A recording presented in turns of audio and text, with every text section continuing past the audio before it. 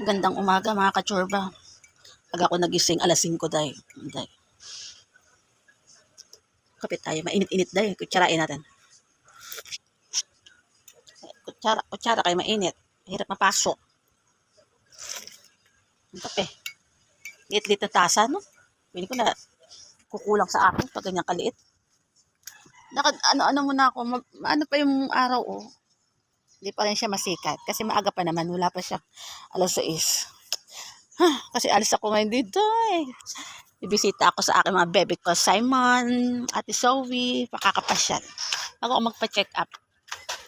Para makapasyal-pasyal muna. Bigyan pa ng araw, oh. Makapasyal muna bago magpa-check up. Kasi magpapa-check up ako di dahil. Para maging positive tayo ngayon. Para matapos ang aking SS dahil. Malaking tulong din yun. Para malaman ko rin kung bigyan na ako ng ang tawag doon, approve para ma-approve ako sa pagkakaroon ng trabaho. Pero kung hindi ako ma-approve, okay lang din, kaya lang sana ma-approve naman yung SS, di ba? Ay malaking tulong pa rin yun ang SS, di ba? Kung hindi pa ako bigyan ng pag hindi pa ako maka-approve sa pagtatrabaho, kahit yung sa SS man lang muna, magamit ko muna. Yung tipong monthly mabigyan, di ba? Sa ilang taon na pagtatrabaho ko, di. Sana makaano. Sayang din. Pwede ng araw. Araw na maano po. Pwede ng araw, no? Kaya, kakapin ako ng maaga-aga at maaga ako magkismis-chikahan sa inyo, diday. Kaya, syempre, wala tuloy na akong mga ano.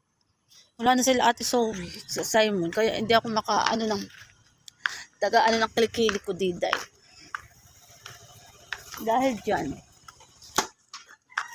wala tuloy makaano sa arm fit ko, diday. Hindi kagaya pag nasa bahay natulong si Zoe sa akin ng arm fit ko, dahil kahit yung mga pambili-bili ng mga candy, may masaya na sila dyan. Hindi tayo malangaw.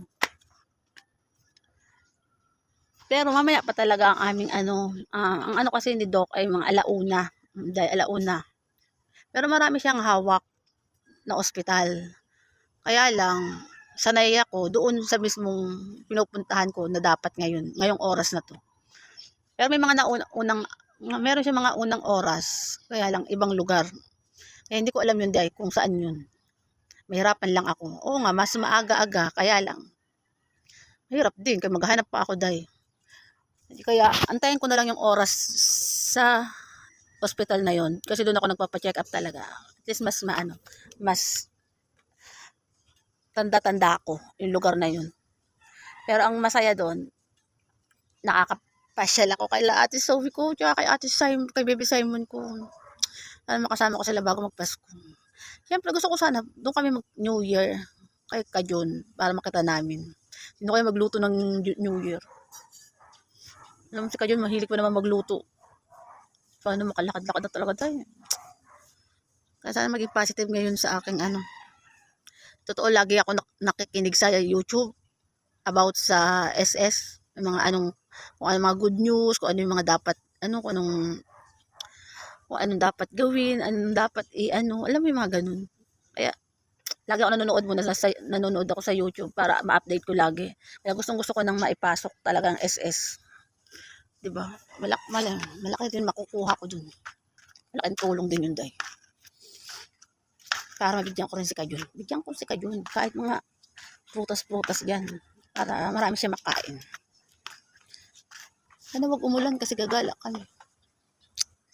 Kaya yun. Ang kuya ko, isa kay maaga dahil. Hindi ko malaman kung anong gusto. Hindi ko alam kung excited. Kaya sabi ko, doon na, agahan natin. Kaya ako man gusto kong maagang umalis. Kaya yun. Kichismis ko na lang kayo mamaya pag natapos. Kasi makakauwi ako mamayang gabi.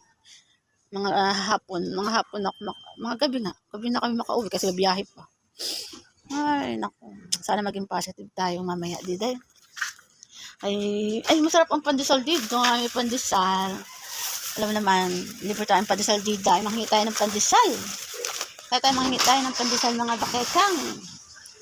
Tayo mag-ano ng pandesal dito. Ay, masarap ang kape dyan. Alam maganda ang araw. Para ano. So, alauna. Katapos ko sa doktor. Mabilis lang naman ang check-up dun niya. Para malaman ko rin kung buwasan na ang mga gamot ko dahil. Para mabawasan, siguro kung mabawasan ako ng gamot, nakapag-approve na ako sa pagtatrabaho. Ay, gusto ko talaga magtrabaho dito eh. Kaya wala akong mahanap masyado, makitang kachismisan. Hindi tayo pag nasa company ka, marami kang kachismisan dito eh. Kaya masarap magtrabaho. Kahit nakakapagod. Kaya yan. May makaligo-ligo na. Makaligo-ligo mamaya. Para ako ready to go rebels na dahil. Para tayo ng go rebels pag-alagala. Sana hindi makalat dun sa bahay. Diyos ko dahil, sila pa magkakasama sana ngayon. Kaya napakalat dun di dahil, kaya kahit ako nabubisit.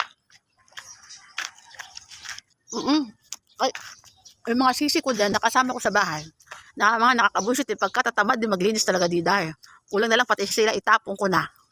Ay sobrang mga katamaran sa paglinis. Kabusit. Kaya isang way din na ayaw ko umalis sa bahay kay like ko talaga nalilinis yan. Oo nga, kain pa ako. Aga pa yun. Aga-aga nga. Ang inano kay traffic sa Las Piñas. Las Piñas? Ba't hindi ba tayo pupunta ng Las Piñas? Huwag ka kayo dadaan. Sa Las Piñas? Ba't tayo dadaan ng Las Piñas? Kala to, masalis na. Ano, alam ko na. Papuntang Alabang. Kaya alis na muna kami dito. Kakapit pa nga ako eh. Kaya nga kita pinaunat, ang tagal mo magbihis. At ako susunod, maliligo. Mauna ka na. Kakapit pa ako eh. Ako nagkapit pa. Ay, magliligo na ako. Pag kumain, hindi kita dadalhin doon sa ano. Pagka kumain sa'yo. Ang bilis mo. Kaya nga, inano ko yung traffic. Ang traffic nga. Inuuna pa yung pag... Buka na lang kayo tawag sino. Tangin, nag-ano ako nito saglit. Hindi. Aga nag-aaway kami. Mga kachismosa. At tapusin ko muna nga kayo. Makaligo na ako mga dipungal. Bye muna sa inyo doon. Dipungal. Bye-bye.